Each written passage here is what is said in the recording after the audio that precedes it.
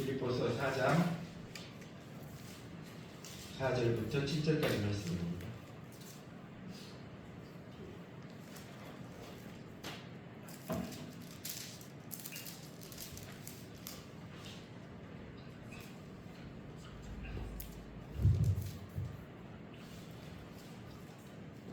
그러면 빌립보서 4장 4절부터 7절까지 봉독해 드리도록 하겠습니다.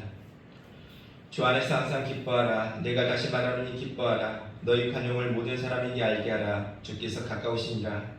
아무것도 염려하지 말고 다만 모든 일에 기도와 간구로 너희 구할 것을 감사함으로 하나님께 아뢰라. 그리하면 모든 지각에 뛰어난 하나님의 평강이 그리스도 예수 안에서 너희의 마음과 생각을 지키시리라. 아멘.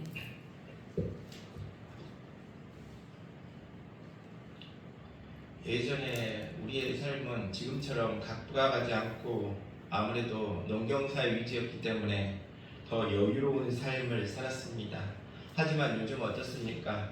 모두가 시간에 쫓기고 업무에 쫓겨서 쫓기며 살아가는 삶을 살아가고 있습니다. 또한 국가적으로도 어려움을 겪게 되면 많은 사람들이 스트레스를 받습니다. 얼마 전에 우리나라도 너무 힘겨운 일을 겪어서 그 일로 말미암아 얼마나 많은 사람들이 스트레스를 받고 살았는지 모릅니다. 이와 같이 스트레스에 오랫동안 노출되든지 혹은 짧은 시간에 과중한 스트레스를 당하게 되면 어떻게 됩니까? 심신이 파괴되게 됩니다. 그러면 심신이 파괴되면 어떻게 변화됩니까? 예전보다 사람이 더 싸나워지고 대인관계도 거칠어지고 가정도 더 불행해지는 경우가 많다는 것입니다. 우리는 일상생활에 크고 작은 스트레스에 노출되는 경우가 많이 있습니다.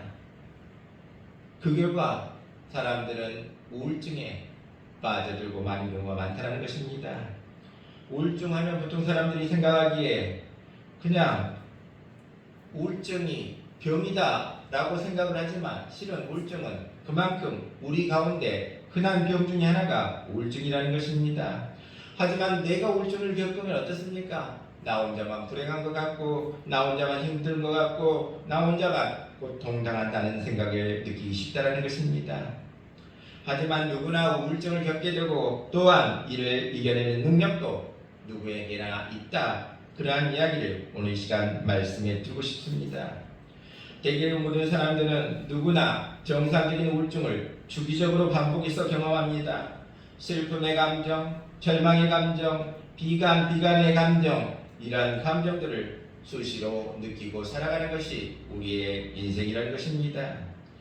성서에서도 보면 우울증에 걸린 사람들이 나와 있습니다.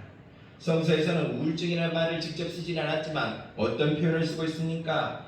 절망이라든가 슬픔, 낙담, 한탄 이러한 표현을 쓰므로 우울증 인상을 표현하고 있습니다. 성서 속의 인물들이 하나님께서 자신의 인생을 거둬주십시오. 내 인생을 거둬주십시오. 이렇게 바라는 경우도 있음을 보게 됩니다.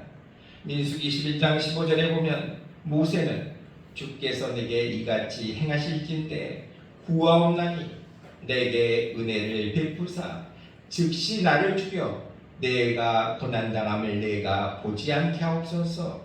이와 같이 이야기하는 경우도 있다는 것입니다. 욥기 3장 20절에 보면 욥은 어찌하여 고난당하는 자에게 빛을 주셨으며 마음이 아픈 자에게 생명을 주셨는고 이러한 자는 죽기를 바라도 오지 아니하니 땅을 파고 숨긴 보배를 찾음보다 죽음을 구하는 것을 더하다가 이러한 모습으로 우울증의 모습을 보여주는 경우도 있다는 것입니다. 또한 우울증으로 인해 식욕을 상실하는 그러한 경우도 볼 수 있습니다. 아합왕은 어떻습니까? 나봇의 포도원을 갖고 싶었지만 갖지 못하니 식욕을 잃었더라. 이러한 표현이 나와 있습니다. 또 이스라엘 군대를 블레셋 사람의 손에 붙이리라는 사무엘 예언을 듣고 식음을 전폐한 사울왕의 모습을 보게 됩니다. 사무엘상 28장 20절에 보니 사울이 갑자기 땅에 완전히 엎드려지니 이는 사무엘의 말로 말미암아 심히 두려워하며 또 기력이 다하였으니 이는 그가 하룻밤낮을 음식을 먹지 못하였음이니라. 그렇습니다. 식음을 정피한 경우가 나와 있습니다.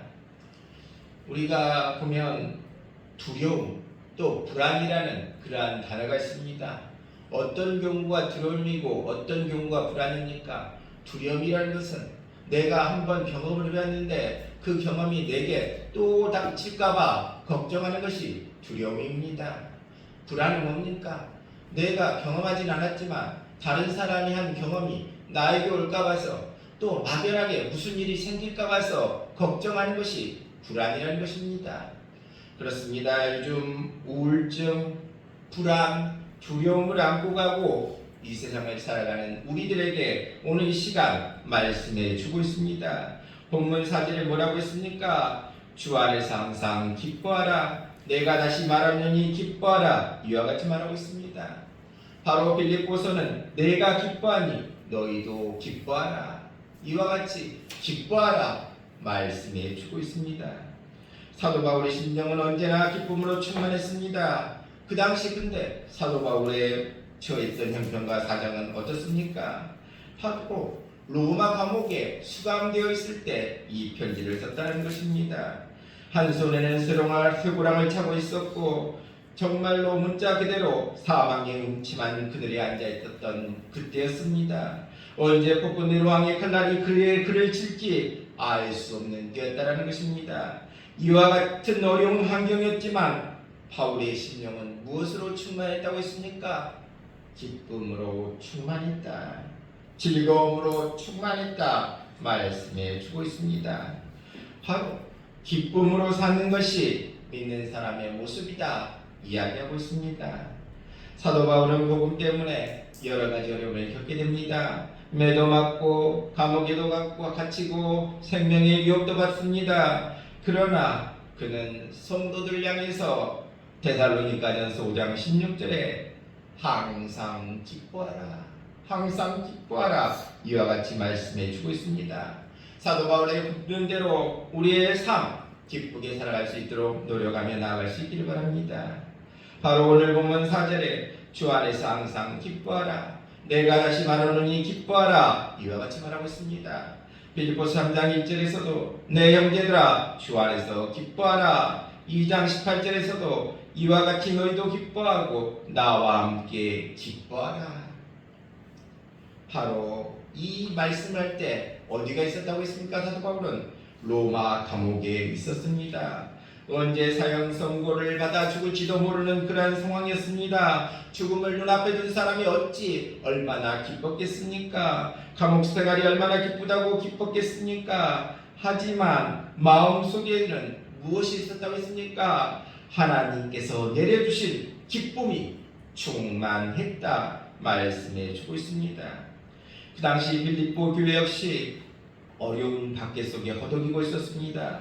빌립보서 1장 28절에 무슨 일이든지 대적하는 자 때문에 두려워하지 아니하는 이 일을 듣고자 합니다. 이것이 그들에게는 멸망의 증거요 너에게는 구원의 증거니 이는 하나님께로부터 난 것이라. 이와 같이 말하고 있습니다. 이 말씀 속에서 그들이 얼마나 박해받고 있는지 고생하고 있는지를 우리는 알 수 있다는 것입니다. 그럼에도 불구하고 이렇게 기쁨이 넘친 것은 믿음으로 모든 어려운 환경을 극복했기 때문이다 말씀해 주고 있습니다. 그렇습니다. 이 세상에 살아가면 어려운 일에 부딪힐 수 있습니다. 병들어 고통당할 때 있습니다. 시험이나 유혹에 빠질 때도 있다는 것입니다. 근심이나 걱정이 우리를 짓누를 때도 있다는 것입니다. 좌절과 절망에 시달릴 때도 있다는 것입니다. 이러한 때 기뻐할 수 있는 비결은 바로 주 안에 있기 때문입니다.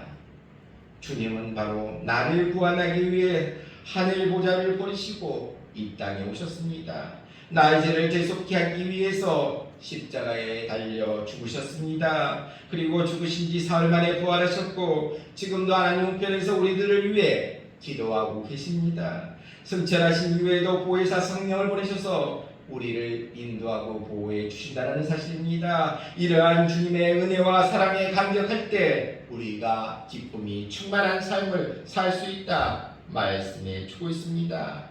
바로 사도 바울이 기쁘게 살 수 있는 비결이 무엇이라고 했습니까? 주 안에 있었기 때문에, 주 안에 있었기 때문에 기뻐할 수 있었다는 것입니다. 오늘 말씀 4절에도 주 안에서 항상 기뻐하라. 내가 다시 말하노니 기뻐하라. 여기서 어디 안에서 기뻐하라고 했습니까? 주 안에서 기뻐하라. 주 안에서 기뻐하라. 3장 1절에도 끝으로 나의 형제들아 주 안에서 기뻐하라. 바울의 편지를 보면 주 안에서라는 표현이 많이 나옵니다. 주 안에서라는 말은 사도 바울의 전형부같이 들립니다. 바로 사도 바울은 문자 그대로 주 안에 사는 사람이라는 것입니다. 그는 두 차원의 삶을 살았습니다. 그의 육신은 어디에 갇혀 있었습니까? 로마 감옥에 갇혀 있었다는 것입니다. 하지만 그의 신령은 어디가 있었다고 했습니까? 주 안에 있었더라. 주 안에 있었더라. 그의 육신은 감옥에 갇혀 부자유했지만 그의 심령은 갇히지 않고 자유로웠다 말씀해 주고 있습니다. 바울의 몸은 잡아맬 수 있었지만 그의 심령은 잡아맬 수가 없었다는 것입니다. 왜 그렇습니까? 그가 주 안에 있었기 때문입니다. 그리고 그는 모든 것을 주 안에서 행했습니다. 생각하는 것도, 말하는 것도, 행동하는 것도, 편지 쓰는 것도, 전도하는 것도 다 주 안에서 있다는 것입니다. 그의 인격 전체가 주 안에서 이루어졌고 주와 함께 연합하는 삶을 살았음을 우리는 보게 됩니다. 그러기에 갈라디아서 2장 20절에 바울은 다음과 같이 이야기하고 있습니다. 내가 그리스도와 함께 십자가에 못 박혔나니 그런즉 이제는 내가 사는 것이 아니요 오직 내 안에 그리스도께서 사시는 것이라. 이제 내가 육체 가운데 사는 것은 나를 사랑하사 나를 위하여 자기 자신을 버리신 하나님의 아들을 믿는 믿음 안에서 사는 것이다. 내 안에 누가 사신다고 했습니까? 그리스도가 사신다.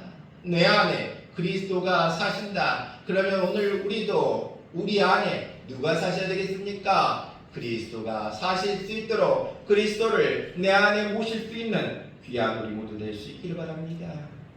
요한복음 15장 4절에 보면 내 안에 거하라.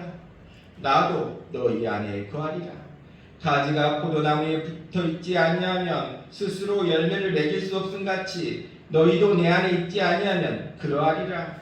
나는 포도나무요 너희는 가지라. 그가 내 안에 내가 그 안에 거하면 사람이 열매를 많이 맺나니 나를 떠나서는 너희가 아무것도 할 수 없음이니라. 주님과 나의 관계가 무엇과 무엇의 관계와 같다고 했습니까? 포도나무와 가지의 관계와 같다. 바로 포도나무와 가지의 관계는 바로 뗄 수 없는 관계라는 것입니다. 포도나무가 없는 가지가 어떻게 존재할 수 있겠습니까? 또한 포도나무에서 떨어져 나온 가지가 어떻게 살 수 있겠습니까? 포도나무와 가지, 이 관계는 완전히 서로 하나로 연결되어 있는 생명적인 관계라는 것입니다. 그러기에 예수님께서는 가지가 온줄기에 붙어있는 상태를 가리켜서 안에 거한다, 안에 거한다 이와 같이 표현하고 있습니다. 가지가 온줄기에 붙어있는 것이지 온줄기가 가지에 붙어있는 것이 아니다. 어디까지나 가지는 온줄기로부터 영양분을 공급받아야 살 수 있다 말씀해 주고 있습니다. 그러기에 예수님은 말씀합니다. 내 말이 너희 안에 거하면 이와 같이 말하고 있습니다. 바로 예수님께서 하신 말씀, 그 교훈이 너희 속에 깊이 새겨져 있어야 된다 말씀해 주고 있습니다. 바로 내가 한 말들이 너희에게 들려지고 깨달아지면 그리고 순종하게 되면 그 말이 영양분이 되어서 많은 열매를 맺게 될 수 있다 약속해 주고 있습니다.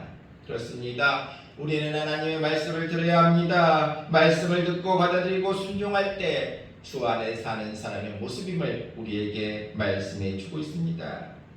요한복음 15장 10절에 보면 내가 아버지의 계명을 지켜 그의 사랑 안에 거하는 것 같이 너희도 내 계명을 지키면 내 사랑 안에 거하리라.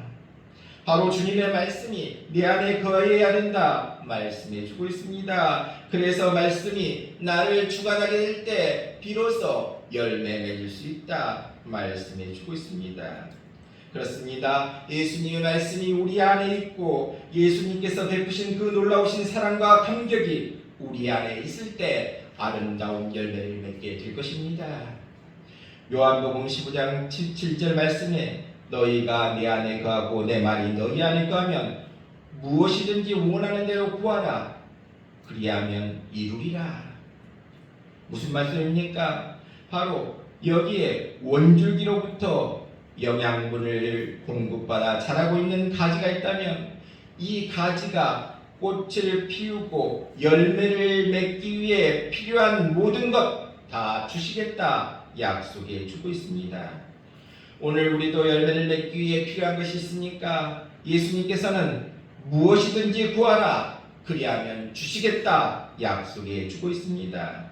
포도나무가 포도 열매를 맺기 위해 구하는 것인데 왜 거기에 필요한 은사를 주시지 않겠습니까? 그러기에 예수님께서는 마태복음 7장 11절에 너희가 악한 자라도 좋은 것으로 자식에게 줄 줄 알거든 하물며 하늘에 계신 너희 아버지께서 구하는 자에게 좋은 것으로 주시지 않겠느냐 말씀해 주고 있습니다. 바로 하나님의 자녀가 하나님의 자녀다운 포도나무를 맺겠다고 그러는데 왜 필요한 은사를 주시지 않겠습니까? 구하라 그리하면 주시리라. 우리는 예수님을 믿습니다. 예수님을 구주로 선생으로 주님으로 생명으로 우리는 믿는다는 것입니다. 그리고 주님으로부터 영양분을 공급받는 절대적 생명관계로 연결되어 있다는 것입니다. 따라서 거기로부터 끊어지면 우리는 죽게 됩니다.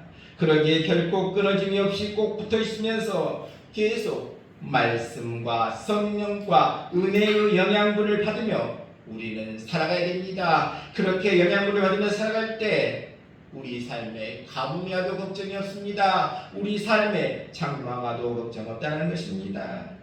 바로 아름다운 열매를 맺게 된다. 바로 주 안에서 살아가는 사람은 우리 주님과 우리와의 관계가 포도나무와 너희는 가지라라는 그 말씀을 우리 삶 속에 기억하면서 주 안에서 살아갈 수 있는 귀한 우리 모두 될 수 있기를 바랍니다. 그렇습니다. 주 안에 사는 사람들은 어떻게 살아야 된다고 했습니까? 항상 기뻐한다 말씀해 주고 있습니다. 주 안에 사는 사람들은 때로는 핍박의 현장에 있음에도 불구하고 기뻐하는 모습을 우리는 볼 수 있다는 것입니다. 바울과 실라가 전도 여행을 하는 중에 귀신 들려 점을 치면서 고통하는 여자를 만나게 됩니다. 그를 불쌍히 여긴 그들은 예수 그리스도의 이름으로 귀신을 쫓았습니다. 귀신이 나가 이 여자 정신이 온전해지니까 점을 칠 수가 없게 되고 그래서 그 주인의 수입 또한 끊어지게 됩니다. 그러자 그 여인의 주인이 바울과 실라를 시당국에 고발하게 됩니다. 이제 그들은 억울하게 매를 맞고 쇠고랑을 차고 감옥에 수감되게 됩니다. 그런데 밤중에 바울과 실라는 감옥 안에서도 뭘 했다고 했습니까? 기도하고 찬송을 했더라. 어떻게 감옥 안에서 두들겨 맞고 쇠고랑에 채였는데도 어떻게 이와 같이 기도하고 찬송할 수 있었겠습니까? 그들이 바로 주 안에 있었기 때문이라는 것입니다. 그러기에 사도 바울이 고린도 교회에 보낸 편지에서 이런 말씀을 하고 있습니다. 고린도후서 6장 10절에 근심이 많은 자 같으나 항상 기뻐하고 가난한 자 같으나 많은 사람을 부유하게 하고 아무도 없는 자 같으나 모든 것들을 가진 자로다. 이와 같이 말씀해주고 있습니다. 이처럼 기뻐하는 삶은 어디 안에서 가능하다고 했습니까? 주 안에서 가능하다. 성경은 마음의 즐거움은 양약이라고 했습니다. 기뻐하는 마음은 좋은 약이 됩니다. 기쁘게 살아야 힘있게 살아갈 수 있습니다. 시편 28편 7절에 여호와는 나의 힘과 나의 방패시니 내 마음이 그를 의지하여 도움을 얻었도다. 그러므로 내 마음이 크게 기뻐하며 내 노래로 그를 찬송하리로다. 마음이 기뻐하는 것은 내적인 감정입니다. 노래로 주님을 찬송하는 것은 내적 감정을 외부에 표현하는 것이 노래라는 것입니다. 세상의 사람들은 어떻습니까? 기쁘다, 기쁘다 하지만 참된 기쁨을 누리지 못한다는 것입니다. 참 기쁨은 누구를 통해서 주 안에서 기뻐하는 삶입니까? 성령을 통해서 주 안에서 기뻐하는 삶이 참된 기쁨이다. 그러기에 느헤미야 8장 10절에 여호와로 인하여 기뻐하는 것이 너희의 힘이니라 말씀해 주고 있습니다. 우리 모두 주 안에서 기뻐하는 우리 모두 될 수 있길 바랍니다. 또한 주 안에서 기뻐해야 될 이유가 있습니다. 그 이유가 뭡니까? 그리스도인은 이와 같은 말씀에 순종해야 하는데 우리 주님께서는 어떤 말씀을 했습니까? 항상 기뻐해라, 항상 기뻐해라 말씀하시니 그 말씀에 순종해야 합니다. 명령이니 따라야 합니다. 기뻐하라고 명령하셨으니 우리는 그 말씀에 아멘으로 순종하면서 기뻐할 수 있기를 바랍니다. 명령대로 살지 않는 것도 죄가 되기 때문이라는 것입니다. 이제 십자가를 앞에 놓으시고 제자들에게 하신 주님의 말씀을 우리가 다시 한번 기억할 수 있기를 바랍니다. 요한복음 16장 22절에 지금은 너희가 근심하냐? 내가 다시 너희를 보이리니 너희 마음이 기쁠 것이요 너희 기쁨을 빼앗을 자가 없으리라. 요한복음 16장 24절에 보면 구하라 그리하면 받으리니 너희 기쁨이 충만하리라. 그렇습니다. 기뻐하는 마음에 힘이 있습니다. 슬퍼하는 마음은 사람을 무력하게 합니다. 슬퍼하는 마음은 사람을 나약하게 합니다. 하지만 기쁜 마음은 우리에게 새로운 힘을 준다는 것입니다. 기쁘게 사는 것은 능력 있는 생활의 모습임을 우리에게 말씀해 주고 있습니다. 그러기에 무슨 일이든 기쁜 마음으로 하며 나아갈 수 있기를 바랍니다. 우리가 여러 가지 어려움이 많은 세상을 살아갈 때 마음에 기쁨이 있어야 모든 역경 이길 수 있습니다. 어둠을 이길 수 있습니다. 바로 어둠을 이기고 밝은 날을 맞이하게 될 수 있다 말씀해 주고 있습니다. 오늘 주신 말씀 다시 한번 기억할 수 있기를 바랍니다. 주 안에서 항상 기뻐하라. 내가 다시 말하노니 기뻐하라. 너희 관용을 모든 사람에게 알게 하라. 주께서 가까우시니라. 아무것도 염려하지 말고 다만 모든 일에 기도와 간구로 너희 구할 것을 감사함으로 하나님께 아뢰라. 그리하면 모든 지각에 뛰어난 하나님의 평강이 그리스도 예수 안에서 너희의 마음과 생각을 지키시리라. 우리 그리스도인들은 바르게 살아야 합니다. 옳게 살아야 합니다. 하지만 그것으로 부족하다고 했습니다. 어떤 삶이 부족합니까? 기쁘게 살아가는 것이 무엇보다 중요하다 말씀해 주고 있습니다. 우리 모두 주 안에서 기쁨으로 살아갈 수 있기를 바랍니다. 또한 우리 모두 주님이 나한테 명령하셨다, 기쁘게 살으라고 명령하셨다, 그 말씀에 순종합니다 아멘 하면서 기쁘게 살아갈 수 있는 우리 모두 다 될 수 있기를 주님의 이름으로 축원합니다.